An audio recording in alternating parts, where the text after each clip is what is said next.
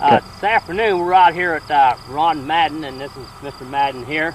He's done a little bit of work with the Conklin program versus the dry program, and I'm going to turn it over to Ron here and let him tell you a little bit about how his test plots here with alfalfa, what he's seeing with the dry versus the Conklin program. Ron? In dry here, this was planted back in April the 4th, and I saw quite a bit of difference in the dry over the liquid. The dry here has taken about a week longer to really get up out of the ground compared to the liquid fertilizer and the amplified D. Also, I saw where using the fuller cyto, the leaf size on alfalfa is a good bit of difference on it. This was cut and baled on July the 4th, and this will be the second cutting coming on here now. How much rainfall do we have in July there, Ron? In July we got it for the whole month right at an inch of rain, but that inch was a lot of times 2/10 here, 1/10 there, and just about enough to settle the dust down. That's all it did. Okay. Okay, Ron, on this one over here, this is your Conklin program. Tell us a little bit about what you did here and how you're getting along. Right here, I used amplified D here, 3 ounces to 50 pounds of seed, and then I put on 20 ounces of solar cyto with 3 gallons to 3-18-18, a pint of calcium, half a pint of zinc, and a third of a pint of boron at full feeding time with it. When they came up about 2 inches in height there, I came back in and I full fed it with another pint of calcium and 3 gallons of 3-18-18 with 2 ounces of the new Sidekick, which is a 0025 with 17% sulfur. I have noticed here where the leaves are a good size bigger in width and length. Also, I'm seeing there a little cleaner field here of the second cutting that's coming on. Again, I think here the fuller feeding really does shine over dry fertilizer. What about your soil test and your micros, or how are you needing them here on this piece of ground versus some other ground we've seen? Right here on this ground, I mean boron and sulfur is the 2 big ones that I really need. The calcium, I use it because I've noticed that I've been able to keep my pH level the same, or maybe climb it just a little bit. And if I can do that, the pH here on this ground is 6.7. If I can just maintain it and not have to come in here with the lime truck and put the lime on, so I save a lot of compaction, plus that's the cost into the lime if I can keep my pH up. Okay. How many years have you been using the seed program and the Conklin program? And give us a little bit of background on what you've been doing, and mainly the reason why did you decide to go with the Conklin program versus stay with the old traditional dry fertilizer? My main reason why I went over to the Conklin feed fertilizer and the whole program is mainly because 2 years ago I decided to go out on my own, and before I went out and bought my own machinery here, while I farmed my 2 brothers and my dad, I decided there that I really wanted to see, check into some liquid fertilizer compared to the dry. And I really saw a real big difference in the feed fertilizer, where I'm only having put on 5 gallons when I plant corn in that way, because I can do a lot more acres before I have to fill up, for one thing, plus the savings on the money and better yield. The nitrogen for my corn, I'm using the Guardian with the nitrogen, and I've been able to cut my nitrogen rate back, I would say a good third right now. I got some test plot out here with the nitrogen of anywhere from 80% or 80 units of nitrogen up to 175 units, and I'll just see this fall.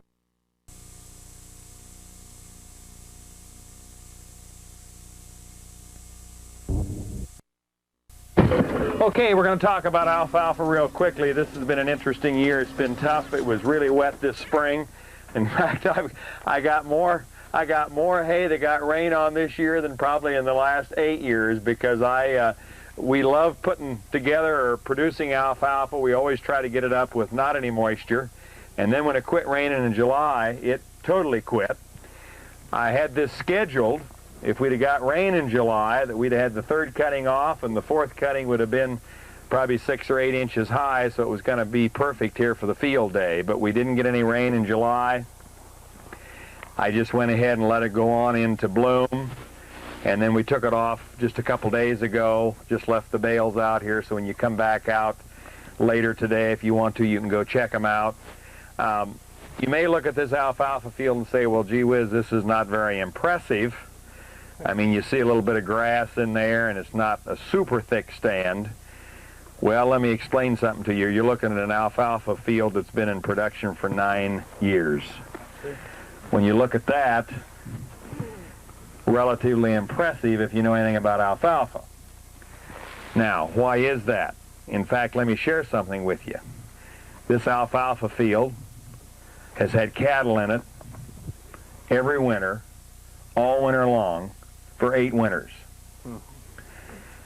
I planned on breaking this field up and the other field there that we came by 2 years ago, and we didn't get it done, and so I was sure going to break it up last winter.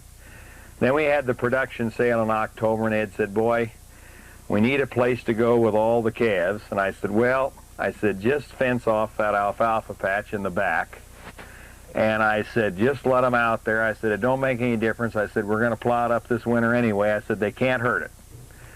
So winter got past, and we had this was just full of cattle back here, and they had it all tromped and all hoof prints and in the mud and in the snow. Never took them off, left them to the spring. They were grazing. I said, well, and then it was so dry. We went in the spring dry. I said, well, shoot, I'll just take the first cutting off. So we took the cattle off, took the first cutting of hay off, 2 ton per acre, 9-year-old stand. Then I thought, well, I'll just spray it with Roundup and we'll plant soybeans in there. Stayed dry.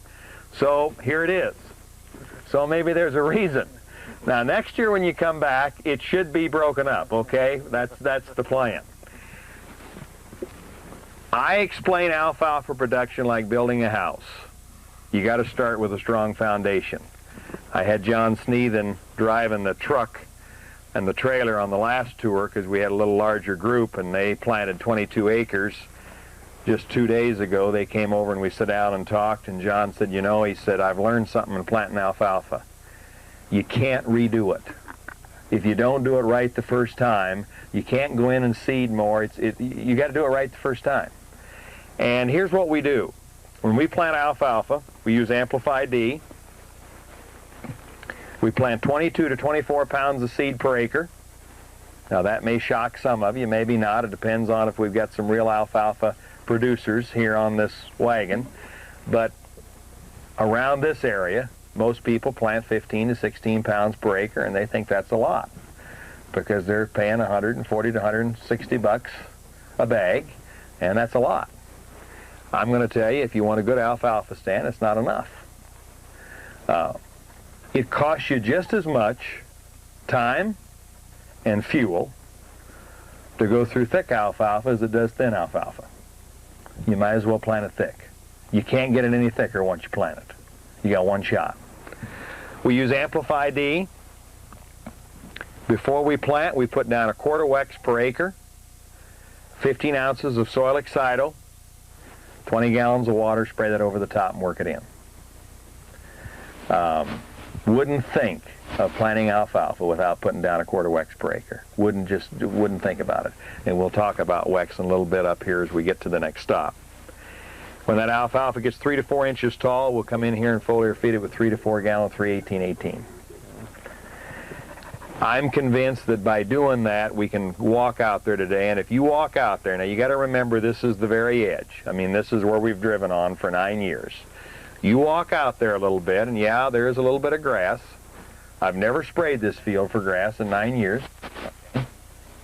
So what you get, that's all that you see, and we're getting a little bit now in this dry weather, and it's thinning out, but there's still a lot of alfalfa out there. I'll guarantee you by foliar feeding, you'll keep your stands longer, and I'm not suggesting here, if you're in alfalfa production, that you keep a stand 9 years. My plan is 4 to 5 years, we break it up and sow something new. There's new technology, new seed, new hybrids. Lots of things change. That's your most progressive years for alfalfa production. We foliar feed after every cutting, 3-18-18, quart of boron, quart of calcium, 2 quarts of sidekick, 10 to 12 ounces of foliar excido. When we take off the last cutting in the fall, and if it won't happen this year, we can get 5 cuttings. Last year we got 5 cuttings of hay. We take off our first cutting usually about the middle of May. You know, this year it's not going to happen. If we get some rain, hope a little more rain this weekend, we'll get 1 more cutting. When you take off that last cutting in the fall, then we come back with just 3-18-18, no micronutrients, nothing else, just 3-18-18, 4 gallon an acre. I call it putting that crop to sleep for the winter. That's what you want to do. And if you'll do that, that takes care of your first cutting come spring. I don't foliar feed that other first cutting come spring till I get the first cutting off, because you got lots of stem anyway. You got more stem to leaf ratio. That's why I like to take it off as soon as possible. And then when we take it off, why then we start to foliar feed again. And we'll come in this weekend. Now Francis and I are going to North Dakota for a meeting Saturday, so it'll probably be Monday when I get back. But Monday we'll come in here and we'll foliar feed everything. We'll put some Lorsban in this time because we got a lot of grasshoppers here. You know, we mowed the waterways now. The grasshoppers don't have anywhere to go. They're just thick. When we mowed this the other day, the header was just full.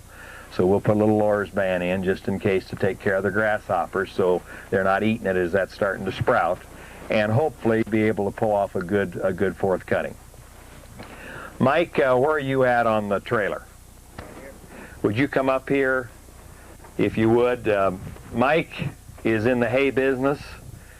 Mike became a distributor not too long ago for the very first time. He and I talked this morning. This is his first year foliar feeding alfalfa.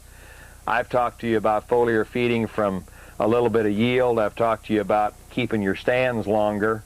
Now we need to talk a little bit about quality. And let me share something with you. We sell quite a bit of hay to the dairy industry. We've shipped hay to Texas and Michigan and Wisconsin and Tennessee and New York and Maryland.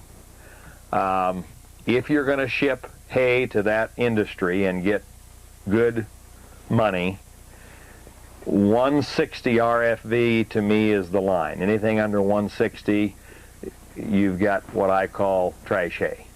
They're not even going to look at you.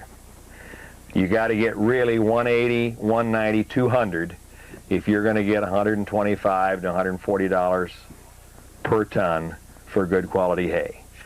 A year ago, I sold 17 semi-loads of good quality hay out of those 2 buildings up there in a 2-week period, all for $125 a ton at the barn. Plus they paid the shipping then to Maryland or New York or Tennessee. So there's a good market out there if you got good quality hay.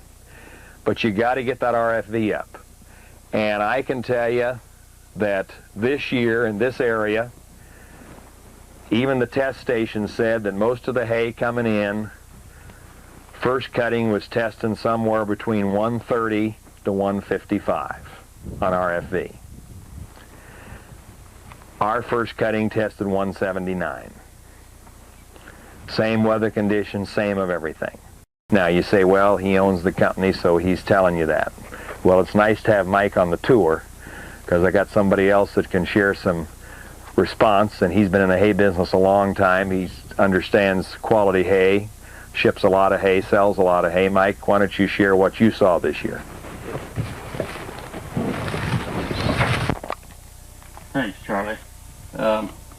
Dale May, most of you probably know him as the one that got me from Goodland, Kansas. I'm at Wamego, Kansas.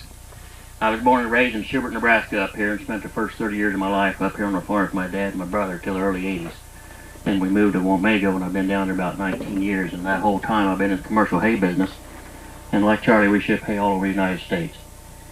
And Dale may have been working on me for a year or two about this Conklin. Of course, I had known Charlie. I talked to Charlie a little bit. Charlie never bothered me a bit about Conklin. We just talked about hay. But Dale finally talked me into it, coming out 3 or 4 times and spending some time with me. And the main reason I did it was to get the, as Charlie was saying, the quality of the hay up, because the dairies were asking for such high quality hay. I do have quite a few dairies that will take the 150, 160 stuff yet, but as he said, the 180, 90, 200 is what most of them are wanting. Most of their nutritionists are telling them that's what they've got to have. And the thing I guess that got me on the foliar feeding was that they were saying that it would increase your RFV several points, which I'm always looking for. And of course, it's easy. I'm one of the guys that wants to believe a lot of things, but it's sure nice to experience it too. And Dale got me started on this. I got started on it late. I actually got it on the first cutting way late, so I would say probably most of mine showed up more on the second cutting than the first. But my second cutting, we were already getting dry. We just got 3 cuttings out down there. But we had like 70 hundredths in the month of July and 3 rains down there. And I kind of did like Charlie on my second cutting. I let my hay go till it was probably 50% bloom, just hoping I was going to get a rain the next day or two and get a little more tonnage. Finally I told the boys, I said, we got to get this down or this hay's not going to be worth anything. Because a lot of that hay that's worth 150, 140, 30 is bringing $40, $45 a ton, even though it's dry weather. And I just held my breath. I took my test on that hay after we got it up and sent it in, and I was expecting that 130, 140 stuff. And that came, I put in 3 tests on 3 fields, and it came back 177 to 179. And I just thank the Lord for that, and Conklin too, I guess. Just flat amazed me that that happened, because that hay went from, I'm selling that hay now to dairies, and that hay went from $40, $50 hay to $100 hay. Just, but I think a lot of it was from the foliar feeding. And I sure thank you for that. Thanks, Charlie. Let's give Mike a hand. I appreciate that. You know, I know we got to move on. I hope there's one thing you remember, and Mike said it, but I want to review it one more time. And he's absolutely right, and I said trash hay. That's probably not good terminology, but you get hay in the 130 to 155 range. And let me tell you where that hay is going to go to. The only market you got is some feedlot somewhere where they're going to grind it. You've got grinding hay. Now, it may be pretty, and it may be green, and it may have leaves, it may have all those things, but don't get emotional about it. You got grinding hay. That's all you've got. And there's a big feedlot over here in Salem, Nebraska. I shipped some hay to one of the largest feedlots in the Midwest and sale barns up just 50 miles out of Omaha. You're talking about $40 to $50 a ton. If you can take that 155, 150 RFV hay, and you can raise that to 180, 185. Guys, on the average, you're talking about doubling the value of that hay. $45 to $50 to $100 a ton. That's significant. I mean, on first cutting hay, like here, where we took off an average of 2 ton even on our hold hay, that's $100 an acre additional money, additional profit on one cutting of hay. That's why it's worth doing a little extra management. It's worth doing it right. Now, you say, well, gee whiz, foliar feeding, you know, some of the guys around there say, well, and depending on what you put on, you know, it's going to range, how many micronutrients and all the things that I listed, but it's going to range anywhere from 12 to maybe as high as $24 an acre, $25 an acre. And some people say, $25 an acre foliar feeding on my hay? I mean, man, how could I justify that? Well, would you spend $25 an acre if you can make 100? Can you justify it? Mike, is it justifiable? It absolutely is. And you and I both know that the challenge is you get a bunch of 150 hay sitting around in your shed, or 140 hay, you have trouble even selling it. You got 180, 195, 200 hay, you got any trouble selling it? It's gone. They're asking for it. All right, any quick questions, and we'll go on to the next stop and talk a little bit about wets. Anybody quickly? Chime Timing of the foliar, 3 to 5 days after we take the hay off. I used to wait a little bit longer, thinking, boy, if you had a little bit more growth there, but I'm convinced that the sooner you can put it on within reason. I mean, if we had time, I wouldn't have any problem foliar feeding this field right today. Right, you've heard Francis and Charles and everybody talk about Wex. I'll tell you a little bit about how I was introduced to Conklin. Was with Amplify, and then the next product the guy talked to me about was Wex. Well, I'm sure we got a lot of professional farm people on the trailer here, and I kind of looked at those guys. You tell me I'm going to use a surfactant or a wetting agent and spray on maybe a pine or a quart rate per acre on my farm ground is going to make a significant change in that crop. And so I kind of looked at them a little bit funny, but we took the products back to North Carolina, and the Amplify, we can immediately see a response with that, with our stand count. So I said, okay, this product works. We put in a test plot with Wex, and it still kind of behooves me how you can put 1 pint to 1 quart of a product out here to the acre and see the type of results that we're seeing with it. Conklin developed this product in the 70s, and we've evaluated it here every year I've been at this farm, and we've seen anywhere from 5 to 6 bushels per acre consistently year after year. That doesn't matter if we used it last year on this acre of farm or corn over here. We come back and use it again, and we'll still get that 5 to 6 bushel yield increase. This corn here was planted 4 weeks later than the nitrogen study that we just came from over there earlier. The reason this is later, we had this area here that we could fill in with. Now this is 5th year corn on corn right here. This has been an insecticide study that we've been running, so this is 5th year corn on corn. There's a lot of drought that was predicted, which it really has come, home to us here in July. So I said, let's put in a Wex study. Charles and Tim said, well, they agreed to that. We came over here and put this in. What we did, we put 1 quart of Wex. This is the control. The standard fertility program, and again, this is a 5th year corn on corn, so it's probably not as healthy as it would be corn after beans. And the one in Charles's left hand is where we put 1 quart of Wex.